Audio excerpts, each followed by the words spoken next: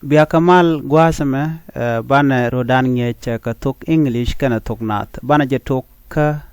dobrien titi dobrien benyam mamada lodani my mother babada lodani my papa nyimar lodani my sister dammar lodani my brother Mamadu lodeni your mother Babadu lodeni your papa Nyimor lodeni your sister Dammor lodeni your brother Mama Niku lodeni your mothers Babaniku lodeni your fathers Nyamaniku lodeni your sisters Damaniku lodeni your brothers mishi gwich kamanyam mamada bilarde my mother babada bilare my papa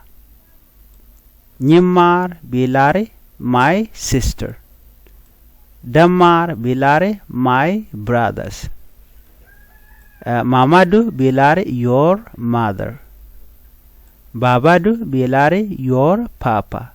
Ke your father Nyimor bilare your sister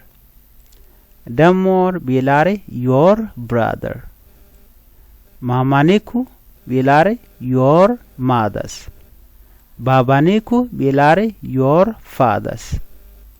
Nyamaniku bilare your sisters Damaniku bilare your brothers Titi kete gode raro dengi keke Bana jenyok Mamada dire lare di Babada dire lare di Nyamar dire lare di Dammar dere laridi Mamadu dere laridi Babadu dere laridi Nyimor dere laridi Dammor dere laridi Mamaniku dere laridi Babaniku dere laridi Nyamoriku ke nyamaniku dere laridi Dammaniku dere laridi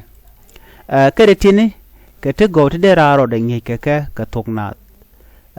kajen channel me guye na metina gor jeno de rande re channel de je subscribe ko mite michi brech de chwa mala shubi kiji biaje nyak baga ne ko kenan ko gor jeno de kan Thok Nath de kan ngach ko no gwano de Thok no de jako de laman yam ko de ne te ngwande kan content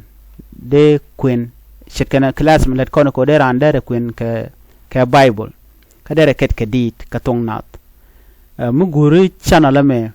betika benefit to want to be jekten kan ben pin totone ba jilwa ko queen ka ngaj bible ka ngaj queen te koken awona ko ba jin ba dong dere garban ka boka Thok Nath muguri je class me dere jilwa ka long gorno jin bi class bi jagor ka shuja paro jeno bi subscribe ka